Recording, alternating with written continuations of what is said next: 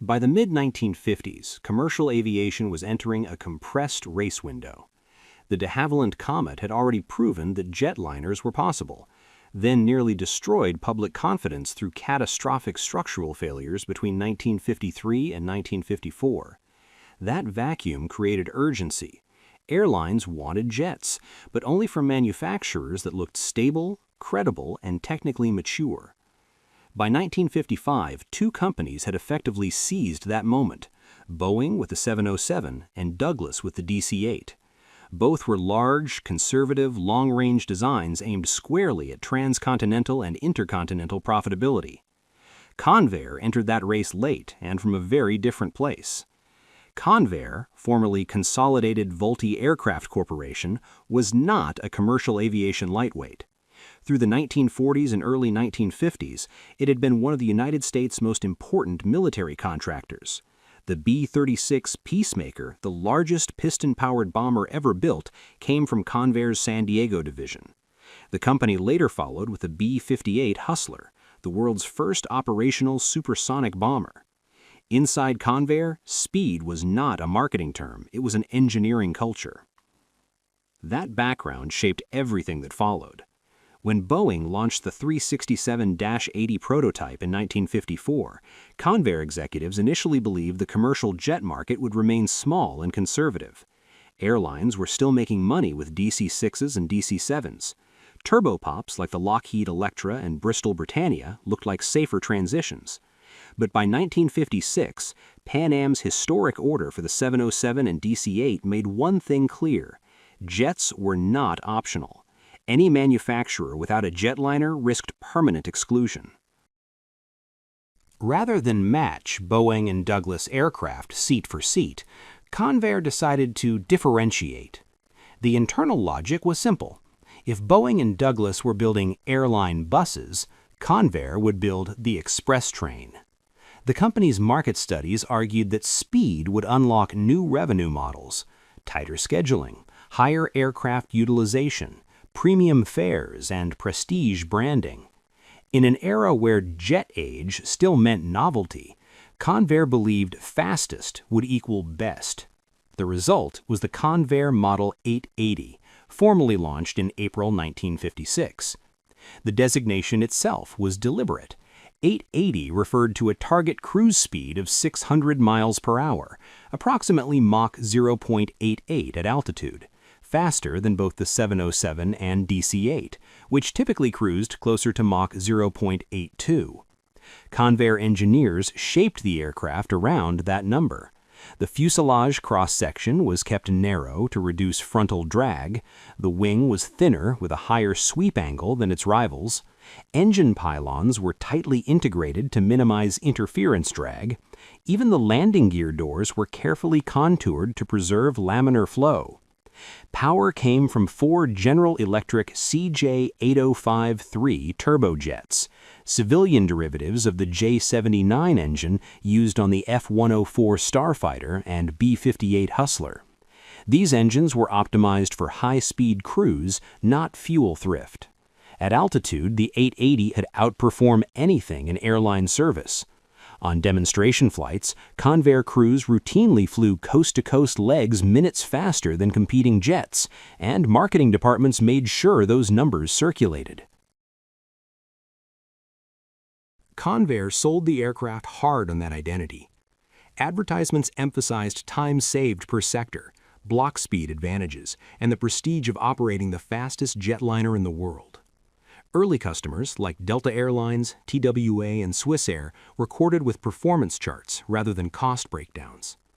In 1959, when the 880 entered service, it held the speed crown outright. No airline aircraft in regular operation could match it from brake release to touchdown. But the bet CONVAIR made was narrow. The 880 was designed around speed first, capacity second, and economics last.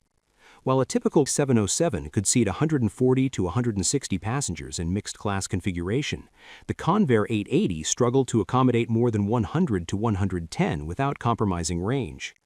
Its wing loading was high, its fuel flow at cruise was heavy, and its structural margins left little room for growth. At launch, none of that looked fatal. Jet fuel was cheap. Passenger demand was exploding. Airlines were still learning how to price and schedule jet operations. CONVAIR believed that once jets normalized, speed would remain a competitive moat. What they underestimated was how quickly airline decision-making would harden around one metric above all others: profit per seat. And that is where the 880 story begins to fracture. The engineering path CONVAIR chose after freezing the 880's performance targets left almost no room to maneuver. Once the aerodynamic envelope was set around near Mach 0.88 cruise, every other design decision became subordinate to drag reduction. What emerged was not a balanced transport, but a machine optimized for a single variable in a business that rarely rewards single variable optimization. The most visible consequence appeared in the cross-section. Unlike the wide, almost cylindrical bodies adopted by Boeing and Douglas, CONVAIR selected a slimmer pressure vessel diameter. The intent was straightforward. A smaller frontal area meant lower parasitic resistance at high subsonic velocity. The trade-off was immediate and structural.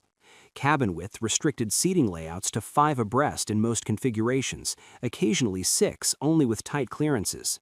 This limited not just passenger count but revenue density. Where competitors could amortize fuel, crew, and maintenance across more seats, the 880 carried fewer paying customers on the same city pairs. That constraint could not be engineered away later. Stretching the fuselage would have increased bending loads on a wing already operating near its structural limits. Enlarging the cross-section would have invalidated the drag assumptions the entire program rested on. CONVAIR had effectively hard-coded capacity ceilings into the aircraft before the first prototype ever flew. The propulsion choice compounded the issue. General Electric's CJ805 engines delivered impressive thrust at speed, but they achieved that performance through high exhaust velocities rather than efficiency. Specific fuel consumption at cruise lagged behind the Pratt & Whitney JT3C and later JT3D series used by rival airframes. On paper, the 880 arrived earlier. In airline accounting departments, it departed sooner. Fuel burn per hour was high, and fuel burn per seat mile was worse. As stage lengths increased into the early 1960s, those penalties became impossible to ignore. Cruise performance, once the centerpiece of CONVAIR's sales pitch, turned into a liability. Flying faster meant arriving earlier, but it also meant arriving with tanks emptier.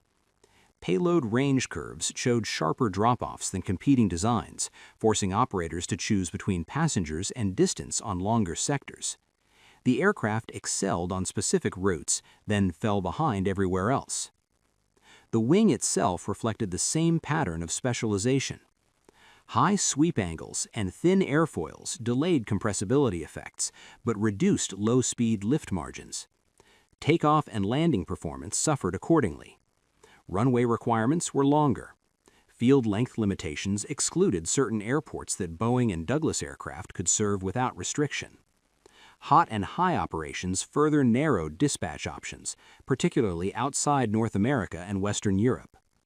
Integration added another layer of complexity. The engines were tightly coupled to the wing structure to minimize interference drag, leaving little tolerance for modification or derating. Maintenance access was less forgiving. Component replacement times stretched longer. Airlines accustomed to robust, modular systems encountered an airframe that demanded precision and patience. For carriers building global jet fleets under tight utilization schedules, that mattered. Operational flexibility followed the same pattern. The 880 had no meaningful growth path. It could not be easily re-engined, stretched, or up-gauged without unraveling the performance assumptions baked into its structure. Boeing and Douglas, by contrast, designed families before the word became industry shorthand. Variants, freighters, longer range models, and higher capacity versions all emerged from those platforms. CONVAIR had built a point solution in a market moving towards scalable systems. By the early 1960s, the implications were clear to anyone running fleet models instead of speed trials. Each incremental performance gain extracted a price elsewhere: capacity, range, fuel economy, airport access, or adaptability.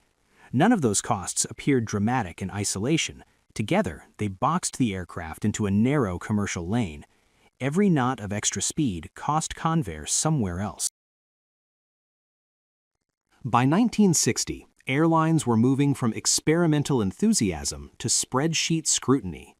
The CONVAIR 880, once lauded as the fastest commercial transport of its era, entered airline accounting departments not as a marvel, but as a liability. Delta, American, and Eastern Airlines had already logged flight hours on both the Boeing 707 and Douglas DC-8, and the contrast was stark. While the 880 could cruise at Mach 0.88, roughly 615 miles per hour at 35,000 feet, its operating economics were far less forgiving than its competitors. Seat mile costs became the defining metric. With cabin widths constrained to 5 abreast and payload restricted to 88 to 100 passengers in typical layouts, the aircraft could not spread expenses efficiently. Jet fuel, then priced aggressively but still a major line item, amplified the problem. At typical transcontinental sectors, the 880 consumed upwards of 5,500 gallons per hour, nearly 15% more than early 707 variants carrying 150 to 180 passengers. When airlines ran the numbers, revenue per seat ratios clearly favored the slower, higher-capacity jets.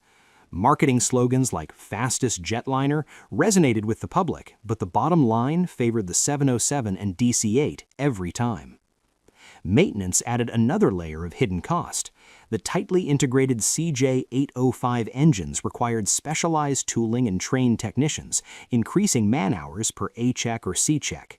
Wing fuel lines, high-pressure hydraulics, and tightly spaced nasal mounting made routine servicing more labor-intensive than on Pratt & Whitney or JT3D-powered aircraft.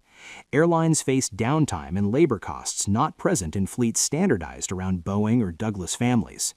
Flexibility, or rather the lack of it, sealed the 880's fate. Convair had no modular upgrade plan, no family strategy comparable to the 707 series that produced the 720, 707-320 Intercontinental, and freighter conversions.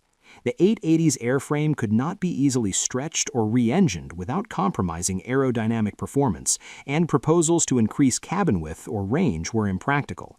Airlines couldn't justify investing in a niche aircraft that would remain an orphan in their fleets. By mid-decade, the reality was undeniable. Carriers preferred lower speed with higher margins.